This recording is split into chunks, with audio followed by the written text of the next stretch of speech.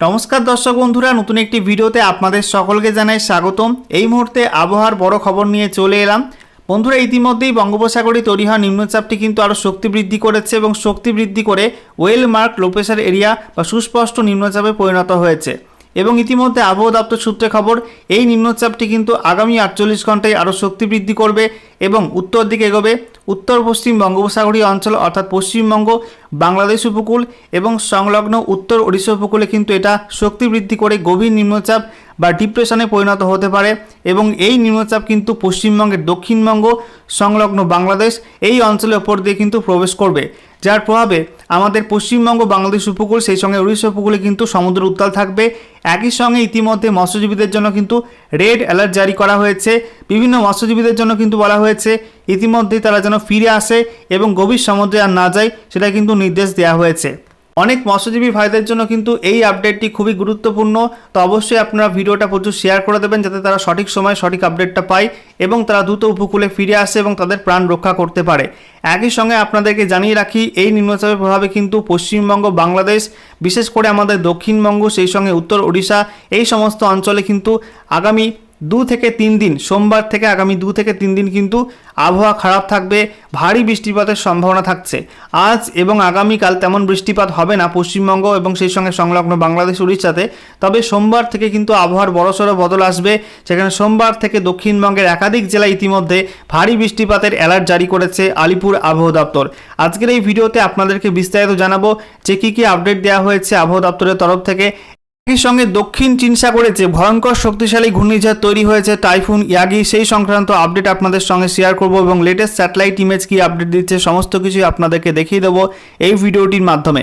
তো ভিডিওটি ভালো লাগলে অবশ্যই একটি করে লাইক করে দেবেন, অবশ্যই ভিডিওটি প্রচুর শেয়ার করবেন। সেই সঙ্গে নতুন দর্শক হয়ে থাকলে লেটেস্ট ভিডিওর আপডেট সর্বপ্রথমে পাওয়ার জন্য চ্যানেলটিকে সাবস্ক্রাইব করে নিয়ে পাশে থাকা বেল আইকনে ক্লিক করে অল নোটিফিকেশন অপশানটিকে অন করে রাখবেন। লেটেস্ট আপডেট আপনারা সবার প্রথমে পেয়ে যাবেন। সেই সঙ্গে আমাদের ভিডিওটি আপনি এই মুহূর্তে কোন জেলা থেকে দেখছেন অবশ্যই কিন্তু আপনাদের জেলার নামটি কমেন্ট বক্সে লিখে জানাতে ভুলবেন না। বন্ধুরা, প্রথমে আমরা দেখে নেব লেটেস্ট স্যাটেলাইট ইমেজ অর্থাৎ উপগ্রহ চিত্র কি আপডেট দিচ্ছে। এই মুহূর্তে আপনারা দেখতে পাচ্ছেন বঙ্গোপসাগরে নিম্নচাপটি কিন্তু সুস্পষ্ট রূপে অবস্থান করছে এবং তাকে কেন্দ্র করে কিন্তু ভারী মেঘ বঙ্গোপসাগর জুড়ে রয়েছে এবং এই মুহূর্তে বঙ্গোপসাগরের এই অঞ্চলটায় কিন্তু ব্যাপক কালো ঘন মেঘ এবং সমুদ্র উত্তাল রয়েছে, ব্যাপক ঝড় বৃষ্টি হচ্ছে এই অঞ্চলে। একই সঙ্গে আমরা দেখতে পাচ্ছি এই মুহূর্তে আমাদের পশ্চিমবঙ্গের দক্ষিণ এবং সেই সঙ্গে উত্তরে কিন্তু আকাশ পরিষ্কার। দক্ষিণে দেখতে পাচ্ছেন যে প্রত্যেকটা জেলায় মোটামুটি কিন্তু পরিষ্কার আকাশ। নদিয়া, সেই সঙ্গে মুর্শিদাবাদ, বীরভূম, পশ্চিম বর্ধমান, পূর্ব বর্ধমান, সেই সঙ্গে আমরা দেখতে পাচ্ছি উত্তর 24 পরগনা, দক্ষিণ 24 পরগনা, কলকাতা, হাওড়া, হুগলি, এছাড়া পূর্ব মেদিনীপুর, পশ্চিম মেদিনীপুর, বাঁকুড়া, ঝাড়গ্রাম, পুরুলিয়া, প্রত্যেকটা জেলায় কিন্তু আকাশ পরিষ্কার।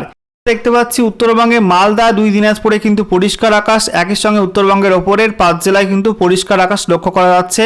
এদিকে বাংলাদেশে কিন্তু আকাশ পরিষ্কার রয়েছে, শুধুমাত্র রাজশাহীর পাশে একটু আংশিক মেঘলা আকাশ আমরা দেখতে পাচ্ছি।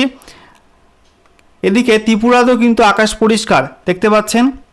এছাড়া আমরা দেখতে পাচ্ছি এই মুহূর্তে পশ্চিম ভারতে, পশ্চিম মধ্যপ্রদেশ সংলগ্ন দিল্লি, হরিয়ানা এই সমস্ত অঞ্চলে আংশিক মেঘলা আকাশ রয়েছে। বাকি ওভারঅল ইন্ডিয়ার কিন্তু আকাশ পরিষ্কার রয়েছে। একই সঙ্গে আমরা দেখে নেব দক্ষিণ চীন সাগরে ঘূর্ণিঝড় ইয়াগি বা টাইফুন ইয়াগি কি অবস্থা।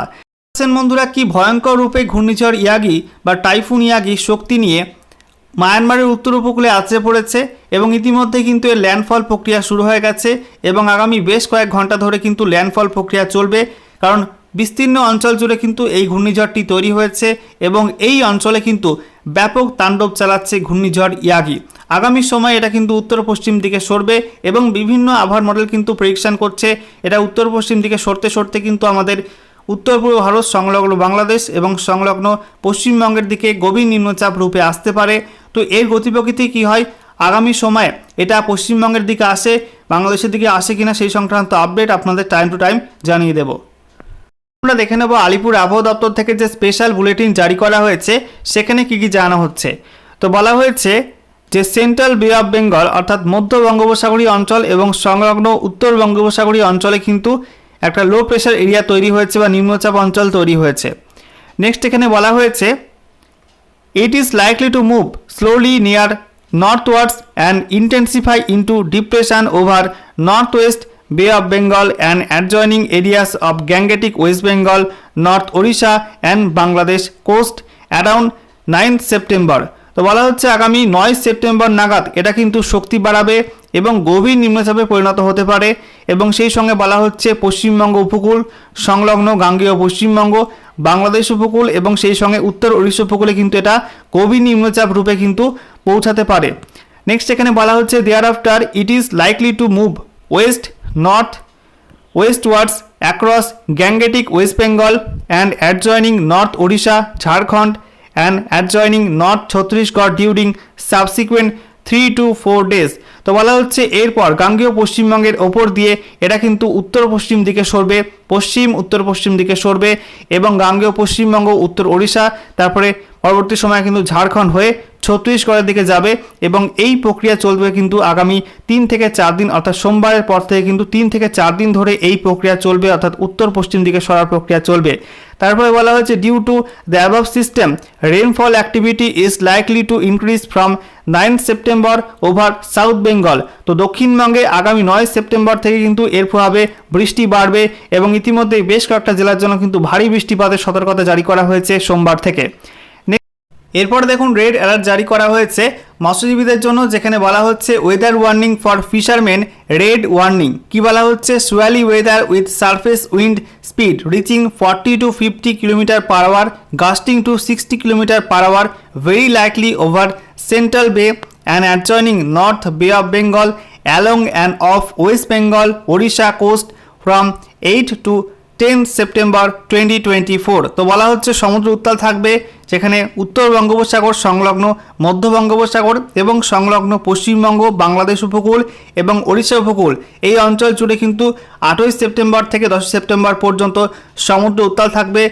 বায়ুর গতিবেগ থাকবে 40 থেকে 50 কিলোমিটার প্রতি ঘন্টা এবং কখনো কখনো কিন্তু ঝড় 60 কিলোমিটার প্রতি ঘন্টা গতিবেগেও বইতে পারে। একই সঙ্গে জানানো হচ্ছে sea conditions are likely to be rough to very rough, অর্থাৎ সমুদ্র কিন্তু এই সময়ের মধ্যে উত্তাল থেকে ভয়ঙ্কর উত্তাল হতে পারে। Fisherman are advise not to venture into the sea along and off West Bengal Odisha coast from 8 to 10 September 2024 and those who are in deep seas are advise to return to the nearest coast by 8 September 2024 morning. অর্থাৎ বলা হচ্ছে 8 থেকে 10 September পর্যন্ত পশ্চিমবঙ্গ, উড়িষ্যা উপকূল এবং সংলগ্ন বাংলাদেশ উপকূলে কিন্তু সমুদ্র প্রচণ্ড উত্তাল থাকবে। এই সময়ে মৎস্যজীবীদের জন্য বলা হচ্ছে তারা যেন সমুদ্রে না যায় এবং ইতিমধ্যে যারা গভীর সমুদ্রে গেছেন তাদেরকে বলা হচ্ছে 8 সেপ্টেম্বর সকালের মধ্যে তারা যেন গভীর সমুদ্র থেকে উপকূলে ফিরে আসে, এমনটা কিন্তু নির্দেশ দেওয়া হয়েছে আলিপুর আবহাওয়া দপ্তর থেকে। এরপর দেখুন বন্ধুরা, আলিপুর আবহাওয়া দপ্তর থেকে যে লেটেস্ট অফিসিয়াল নোটিফিকেশন জারি করা হয়েছে সেখানে আজকে 7 সেপ্টেম্বর 2024 তারিখের জন্য উত্তরবঙ্গের কোনো জেলার জন্য কিন্তু কোনো অ্যালার্ট বা ওয়ার্নিং দেওয়া হয়নি এবং দক্ষিণবঙ্গে শুধুমাত্র বীরভূম, মুর্শিদাবাদ এবং বাঁকুড়ার কিছু অঞ্চলে বজ্রগর্ভ মেঘ তৈরি হতে পারে। বাকি দক্ষিণবঙ্গের কোনো জেলার জন্য কিন্তু কোনো অ্যালার্ট বা ওয়ার্নিং দেওয়া হয়নি।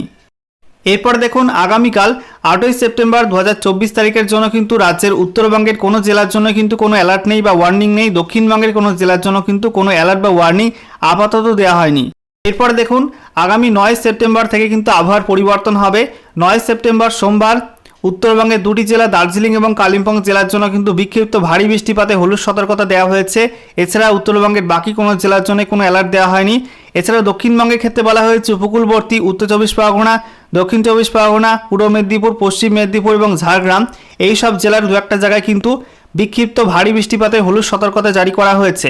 বাকি দক্ষিণবঙ্গের মুর্শিদাবাদ, নদিয়া, সেই সঙ্গে বীরভূম, পশ্চিম বর্ধমান, পূর্ব বর্ধমান, পুরুলিয়া, বাঁকুড়া, হুগলি, হাওড়া, কলকাতা এইসব জেলার জন্য কিন্তু কোনো ওয়ার্নিং বা অ্যালার্ট আপাতত দেওয়া হয়নি আগামী 9 তারিখের জন্য। এবারে আমরা দেখে নেব এই নিম্নচাপ নিয়ে আবহাওয়া দপ্তর থেকে যে বিশেষ আপডেটটি জারি করা হয়েছে সেখানে কী জানানো হচ্ছে। তো বলা হয়েছে বঙ্গোপসাগরে যে গভীর নিম্নচাপটি তৈরি হচ্ছে সেটি দক্ষিণবঙ্গের ওপর আসবে বলে শুক্রবার জানিয়ে দিল আবহাওয়া দপ্তর। নিম্নচাপের ফলে আগামী সোম ও মঙ্গলবার দক্ষিণবঙ্গের কয়েকটি জেলার কোনো জায়গায় ভারী বৃষ্টির সম্ভাবনা রয়েছে। জেলাগুলি হলো 2 মেদিনীপুর, 2 24 পরগনা ও ঝাড়গ্রাম। হালকা থেকে মাঝারি মাত্রার বৃষ্টি হতে পারে দক্ষিণবঙ্গের আরও কয়েকটি জেলায়।